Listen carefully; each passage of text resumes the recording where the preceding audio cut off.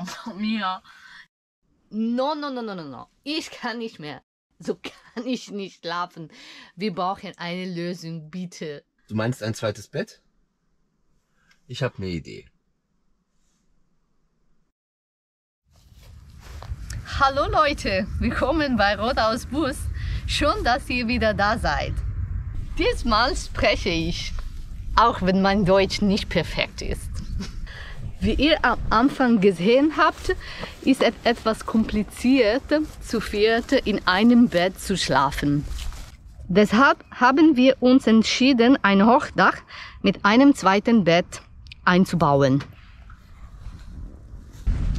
Oben ist das Video verlinkt, wie wir das Hochdach montiert haben. Nach tagelangem Abwägen der Vor- und Nachteile haben wir uns für ein festes Hochdach entschieden. Björn hat das Projekt konzipiert und dann haben wir es gemeinsam realisiert.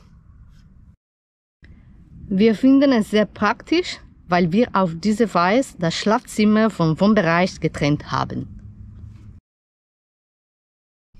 Wenn einer schlafen möchte Kann der andere immer noch kochen, arbeiten, oder Buch lesen. ohne dass man sich gegenseitig stört. Im Video zeigen wir euch, wie wir das Bett gebaut haben. Viel Spaß beim Video. Alessandra. Und Björn, ciao! Ciao.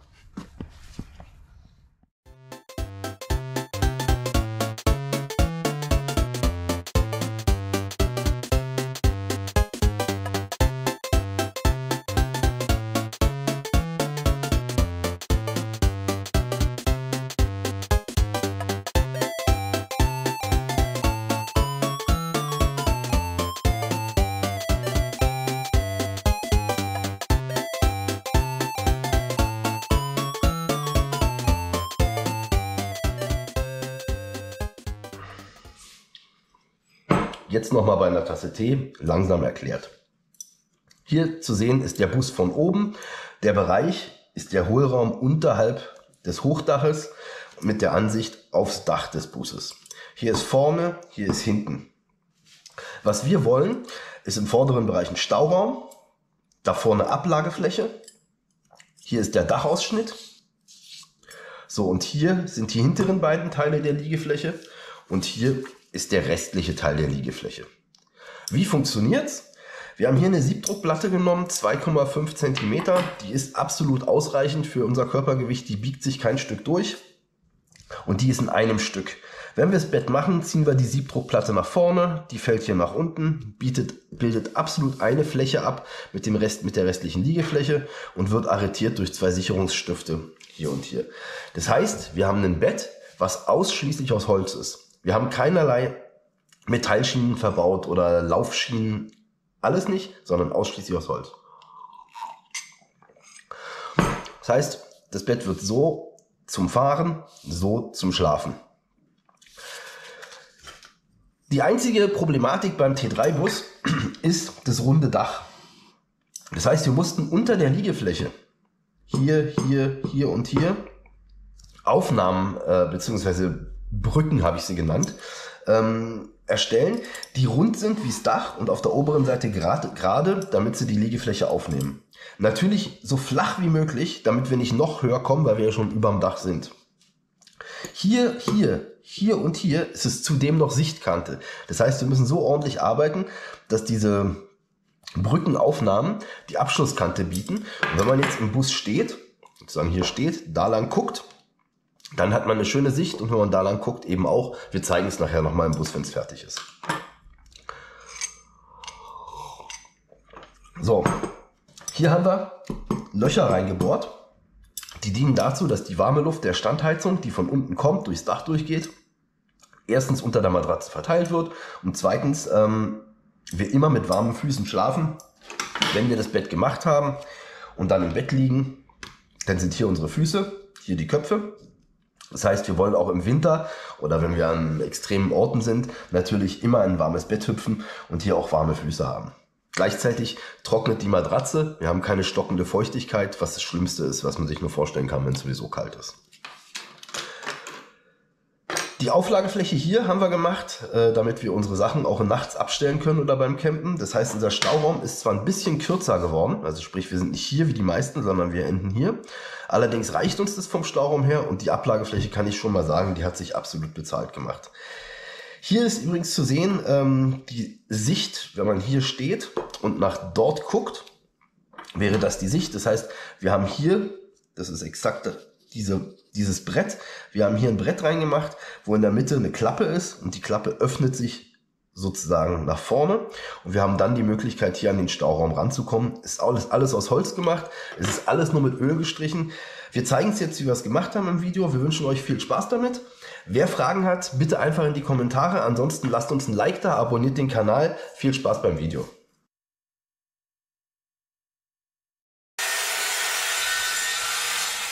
Ja, dann fangen wir an. Wir schneiden die Teile zu. Das ist das Teil 1 und das Teil 2, die aufs Dach kommen. Die 1 cm Siebdruckplatte. Nachdem wir die Formen grob angepasst haben, fangen wir jetzt an mit der Schleifmaschine die beiden Platten Stück für Stück der Dachform anzupassen, damit die da oben passgenau, ohne Klappern, ohne Schrauben, ohne irgendwas eingesetzt werden können.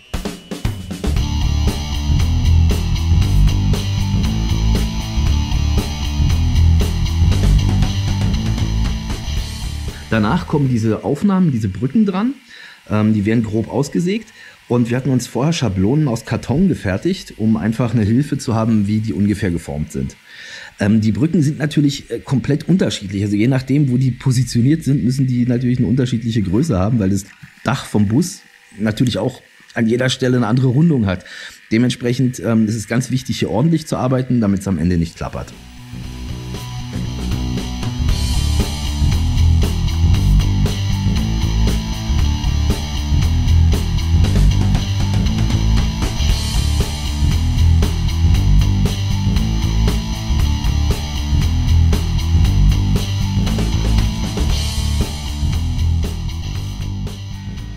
So, jetzt geht's an den Feinschliff.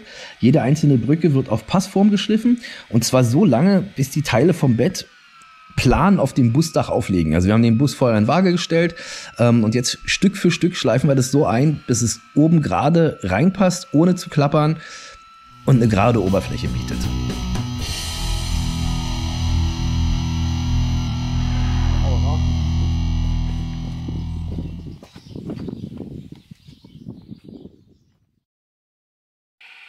Als nächstes bohren wir die Löcher für die Luftzirkulation der Standheizung und für die Belüftung allgemein unter der Matratze. Hierbei kommt es überhaupt nicht auf Schönheit an, sondern es geht um den Zweck, damit keine Feuchtigkeit unter der Matratze entsteht und wir immer mit warmen Füßen schlafen.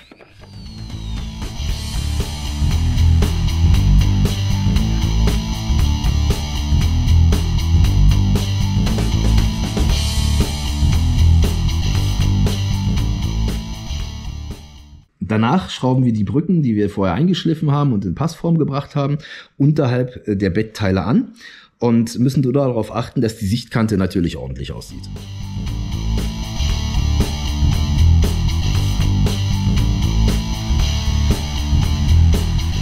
Die beiden Teile werden mit lediglich 2 Schrauben im Dach befestigt. So, wir haben die ersten beiden Teile montiert. Hier seht ihr Teil 1 aus unserem Plan. Und hier ist Teil 2 aus unserem Plan. Das mussten natürlich 2 Teile sein. Wir konnten sie sonst nicht, oder wir passen ja sonst nicht ins Dach rein. Also kriegt man nicht durch die Dachluke durch. Und was man hier sieht, sind die Löcher, die wir zur Belüftung gebohrt haben. Das heißt, die warme Luft der Standheizung kommt von unten und weht denn oder kommt dann durch die Löcher durch die Matratze und wärmt uns die Füße, wenn wir beim Kalten oder wenn wir irgendwann mal im Kalten stehen. So, und hier ist jetzt das gesamte Bett montiert mit der beweglichen Liegefläche, wo dann oben die Matratze drauf kommt. Das Einzige, was wir noch zur Versteifung gemacht haben, ist hier die Metallkante vorne, aber von der Dicke der Multiplex-Platte wäre es nicht nötig gewesen. Also die biegt sich überhaupt nicht durch, die hält unser Gewicht und liegt auf den beiden Seiten, da auf rechts und da auf links liegt die auf. So, hier kommen jetzt diese Auflageflächen, das ist die Fläche 3 in unserem Plan. und auf der anderen Seite gegenüberliegend baugleich die Fläche 4. Und hier hinten dran, das ist auch wieder die Multiplexplatte in derselben Dicke. Und so kommen wir hier auf exakt auf dasselbe Level wie der hintere Teil des Bettes. Und dadurch haben wir halt eine absolut gerade Liegefläche ohne jegliche Kante. Hier werden die Sicherungsstifte reingesteckt. Alles einfach gehalten, funktioniert aber einwandfrei. Jetzt kümmern wir uns um den Stauraum. Die Multiplexplatte wird wieder mit einer Schablone ausgesägt und dann Stück für Stück in Passform geschliffen, bis sie wieder exakt oben ins Dach an die Stelle passt, wo ich sie haben möchte.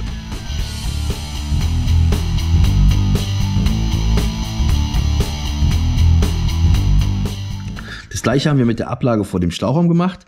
Hier wird die Oberfläche natürlich geschliffen und gereinigt und vorbereitet, damit wir es einbauen können.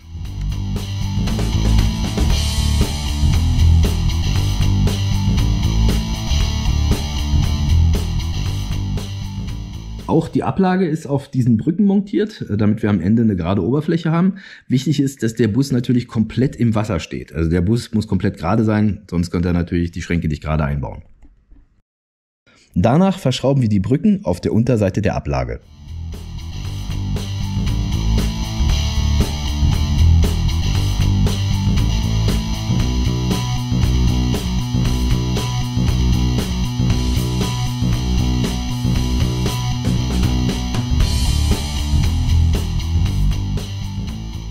Hier könnt ihr jetzt die Ablage sehen mit den montierten Brücken unten dran. Und so könnten wir das jetzt direkt in den Bus montieren. Passt wie Arsch auf Eimer, wie man sagt.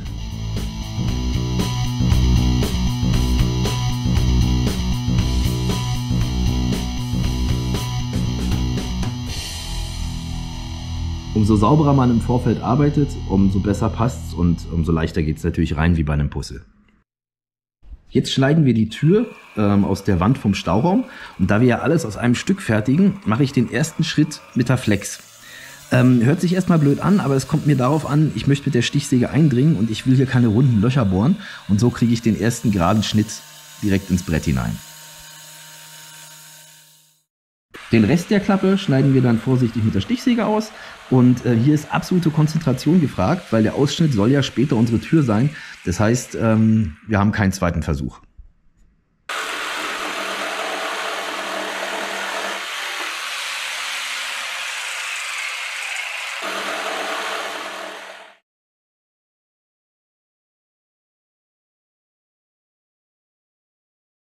So, die Klappe ist ausgeschnitten und wird später so nach oben geöffnet. Die verbrannte Stelle von der Flex, die schleifen wir einfach weg. Jetzt geht es daran, die Oberflächen schön zu machen. Das heißt, wir haben alles geschliffen, wir haben es vom Staub entfernt, wir haben die Teile am Baum aufgehangen, damit wir die jetzt mit Tungöl behandeln können. Tungöl ist ein absolutes Naturprodukt, komplett antiallergen und egal was passiert auf unseren Reisen, wenn es dreckig wird, egal, wir können es immer wieder anschleifen, wir gehen wieder mit Tungöl rüber, das Holz ist versiegelt, bringt die Oberfläche wunderschön zur Geltung, sieht absolut geil aus, ja, sind wir sehr zufrieden mit.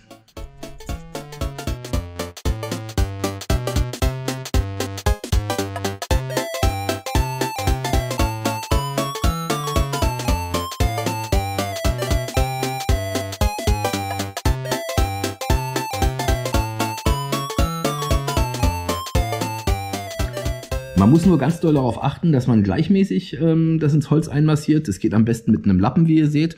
Und das Ergebnis kann sich am Ende sehen lassen.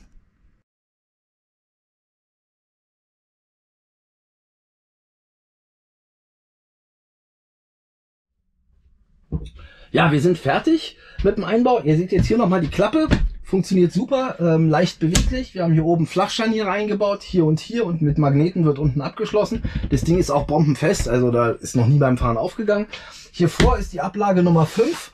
Das heißt, unser Plan, diese Ablage, die ihr gesehen habt, mit den beiden Aufnahmen fürs runde Dach. Und damit ist unser Einbau von unserem Bett durch.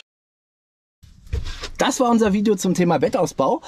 Wir sind auf jeden Fall absolute Fans vom harten Hochdach, also nicht von diesem klappbaren, faltbaren Ding. Einfach und allein schon deshalb, es ist besser isoliert, es ist leiser und man hat also wirklich seine kleine Höhle und man hat nicht das Gefühl, in irgendeinem Zelt zu sitzen. So, bei uns geht's jetzt erstmal auf Reisen. Wir werden in Sizilien überwintern, da kommt was ganz Interessantes auf euch zu, also ein paar schöne Eindrücke von Sizilien und was wir dort erleben. Und später wird es dann auch noch ein bisschen mit dem Ausbau weitergehen. Da haben wir noch ein bisschen mit unserem Motor, Sperrdifferential. Also da gibt es einige interessante Sachen, die da kommen. Wir freuen uns auf jeden Fall, wenn ihr wieder dabei seid. Alessandra und Björn auf Reisen. Wünscht euch eine schöne Zeit. Ciao!